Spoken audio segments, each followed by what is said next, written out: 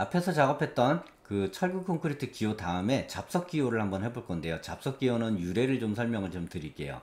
예전에 철근 콘크리트가 이렇게 그 삼각자를 이용해서 45도자인 삼각자를 이용해서 이렇게 45도를 긋고, 이 철근 콘크리트 바로 밑에 밑창 콘크리트가 있고 그 아래에 잡석이 들어가는데, 이 밑창 콘크리트를 45도로 그린 다음에 잡석을 또 45도로 그리니까 밑창 콘크리트와 잡석이 구분이 잘 안 돼요. 그래서 30도자를 가지고 60도가 되는 이 각도로 이렇게 선을 그었어요. 이렇게 선을 긋고 이렇게 반대 방향으로 이렇게 잡석 기호를 표현하는 방법을 썼었습니다.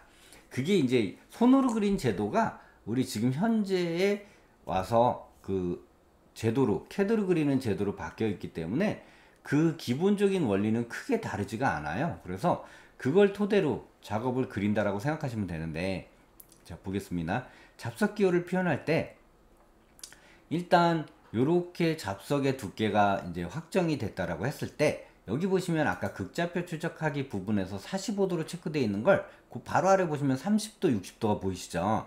요게 요 패턴이 삼각자 패턴이에요. 그래서 삼각자 패턴이 그대로 들어가 있기 때문에 그런 거고요. 자, 라인 엔터에서 60도로 바꿔놨잖아요. 그러면 이제 60도가 된 부분에서 녹색 선 나오는 거 보이시죠? 녹색의 히든 선. 요렇게 클릭하면 60도가 되는 선이 보여져요. 재료기호는 항상 이렇게 가장 가는 선을 많이 쓰는데, 가는 선 쓰면서도 노란색이 들어가는 건 그 의미가 다 있는 거죠. 네, 이렇게 가는 선으로 이렇게 그 60도를 긋고요. 옵셋을 30을 내리는데 이게 사실 40을 내려도 상관없고 50을 내려도 상관은 없어요. 근데 도면을 제가 그리다 보니까 30을 내리는 게 제일 예뻤어요. 그래서 위에서 30 내리고 밑에서 30을 올려요. 자, 이렇게 해놓은 다음에 여기서 미러를 쓸 거예요. 미러의 명령을 쓸 건데 mi 엔터죠. 미러의 명령을 쓰는데 미러 되는 기준점이 어디냐면 여기가 아니에요. 여기입니다. 여기. 여기서 미러를 수직으로 이렇게 내려요. 그러면 반대쪽으로 미러가 되는 게 보이시죠? 클릭하시고 엔터 치시면 반대쪽으로 미러가 되는데, 트림 명령을 이용해서 자, 이 부분을 기준으로 해서 아랫부분을 잘라요. 그러면 이렇게 그 반대쪽 방향으로 예쁘게 이렇게 잡석 기호 표현이 보이시죠? 자, 복사하셔서 요 끝점을 기준으로 이렇게 여기다 갖다 놓는 겁니다. 그러면 이제 지워볼게요. 보조선 그렸던 거 지우면 여기에 우리가 원했던 잡석 기호가 나오죠. 자, 그러면 복사를 해서요, 요렇게 요렇게 가운데 하나 놓고 끝에다가 요렇게 하나 놓으면 잡석 기호가 완성이 됩니다. 요 길이는 더 길어도 상관없어요. 잡석의 표현만 이렇게 올바르게 되어져 있으면 여러분들이 건축 도면의 기본적인 기호를 인지를 하고 있구나 라고 판단을 해서 채점 기준에 잘했다라는 표현으로 들어가지게 될 겁니다. 자, 그 다음에 질석보온제의 기호예요. 질석보온제의 기호인데, 질석보온제 같은 경우에는 어디에 들어가냐면 우리 온수파이프 바로 밑에 은박지로 되어 있는 단열재가 있어요. 그거를 우리가 질석보온제라고 얘기를 하거든요. 질석보온제는 이렇게 격자 무늬로 들어가는데, 요 우리 치장목을 했던 부분처럼 20 간격으로 교차되게 교살 무늬로 들어가집니다. 자, 해볼게요. 당연히 아까 이쪽 치장목 했던 것처럼 사용자 정의가 될 것이고요. 각도는 45도 격자 무늬로 들어간다 그랬죠. 그리고 이중입니다. 이중이고 간격은 아까 똑같이 치장목과 똑같아요. 20, 40, 60 그 기준을 따라가는 거고요. 클릭하고 엔터 치게 되면, 자, 미리 보기 한번 할게요. 이렇게 교살문이 들어가죠. 요게 질석보온제예요. 자, 그 다음 또 하나 해볼게요. 자, 이번에는 그 화장실 단면도를 그릴 때 쓰는 타일이에요. 화장실 단면도를 그리는 타일 같은 경우에는 타일의 두께만큼 들어가면 되고요. 각도는 0도 들어가고 이중 체크 됐는지 꼭 확인하셔야 돼요. 그래서 타일 두께가 뭐 60일 일은 없지만 타일은 보통 300에 300 또는 200에 400 뭐 이러거든요. 근데 일단 여기 안에 이 네모칸 안에 들어가기 위해서 40으로 잡아 볼게요. 잡아서 클릭하고 엔터 치게 되면, 자, 미리 보기 하면 타일 모양이 들어갔죠. 그래서 엔터 치면 실행이 되는 거고요. 자, 요렇게 작업하시면 돼요. 자, 그 다음에 이제 여기까지 해봤습니다. 요 두 개 해봤죠? 이제 요 우리 단열재 기호, 요게 인슐레이션이라고 하는 단열재인데, 과거에 스티로폴 표현을 할 때 이런 식으로 썼어요. 그래서 요즘은 이제 압축 절연 스티로폴이 나와서 내화 기능, 방화 기능까지 다 표현, 이 불연제의 성능까지 다 가지고 있어서 굉장히 고퀄해졌는데요. 예전에는 그냥 하얀색의 스티로폴 있죠. 그걸 썼었어요. 그래서 그거 하는 방법을 한번 해보겠습니다. 자, 가운데 선을 하나 이렇게 그어요. 자, 여기서 중요한 점은 이 선은 우리가 어떤 해치를 이용한 문양을 집어넣는 게 아니라 베팅선이에요. 베팅선. 베팅선은 어디에 있냐면 여기 상단에 보시면 우리 특성 맨 아래 보시면 선이 베팅선이 나와 있잖아요. 우리 첫 시간에 레이어 설정하는 방법에서 베팅선 꺼내놨던 거 기억나시죠?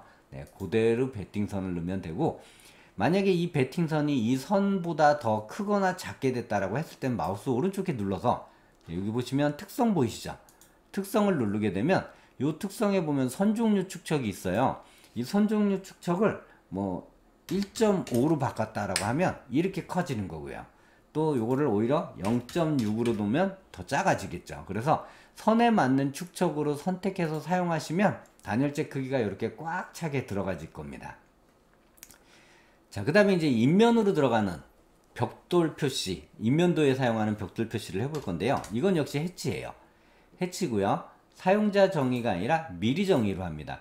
제가 아까 미리 정의는 인면도에 들어가는 기능이 많습니다 라고 말씀드렸잖아요. 역시 마찬가지로 미리 정의해서 점 3개를 눌러보면 여기에 이제 AR816번이 있고 AR816번C가 있어요. 이 두 개가 많이 헷갈리실 텐데 제가 816번 한번 해보고 816C번을 한번 해볼 거예요. 자, 816번 확인 눌러서, 자, 지금 축척은 여기에 지금 축척이 들어가 있는데 이 축척은 일단 그 0으로 해놓고 할게요. 자, 0으로 해놓고, 네, 축척은 저 0이 아니라 1로 해놓고, 자, 선택을 해볼게요. 하고 엔터 합니다. 그러면서 미리 보기 했더니 지금 조금 크게 나왔죠. 크게 나오니까 요거보다 더 작게 해볼게요. 원래는 더 작게 하는 건 아니에요. 자, 0.4에서 미리 보기 하면 요렇게 들어갔어요. 자, 확인 누르면 되는데 한번 확대를 해볼게요. 도면 확대를 했을 때 선이 하나죠. 자, 밑에 가서 816C번을 한번 해볼게요. 자, 똑같은 거고 똑같은 방법으로 816C번을 선택해서 점 선택해서 넣습니다. 그리고 확인 눌렀어요. 선이 두 줄 나오죠. 자, 여기서 이제 중요한 부분이 바로 이 부분이에요. 우리가 816번을 쓰는 이유가 뭐냐면 816C번이 원래 몰탈이 표현되기 때문에 인면의 표현 방법으로는 이게 맞을지도 몰라요. 하지만 출력을 했을 때 이 선이 가는 선 두 줄이 들어가다 보니까 두꺼운 선으로 표현이 되는 경우가 있어요. 그래서 오히려 인면도의 외벽 벽돌선이 되게 진하게 보여서 글자를 가리는 경우가 발생을 할 수 있다라는 거죠. 그래서 여러분들은 816번을 쓰시는 것이 도면을 좀 더 깔끔하게 표현하는데 굉장히 좋다라고 말씀을 드리겠습니다. 자, 이제 마지막으로 이제 그 온수파이프나 방수층을 표현할 때 주로 쓰는 방법인데 요거는 노란색의 히든 선으로 표현하면 되고요. 노란색으로 원래 세 선이 전부 다 노란색이어야 하는데 노란색 히든 선 표현할 때 요 선을 우리가 그 노란색으로 진하게 한 반면에 여기가 이제 세 개가 다 진해버리면 전부 다 히든 선으로 보이는 게 아니라 진한 선으로 보여져 버려요. 그래서 맨 위에서는 파란 가는 선으로 사용해서 가는 선을 이용해서 노란색이 도드라지게 보이게, 노란색의 히든이 도드라지게 보이게 표현하는 방법을 사용을 합니다. 자, 그 다음에 나오는 도면의 표현이 방위 표시가 있죠. 방위 표시는 제가 아까도 설명을 잠깐 드렸어요. 예, 동서남북 정확하게 표현하시면 되고요.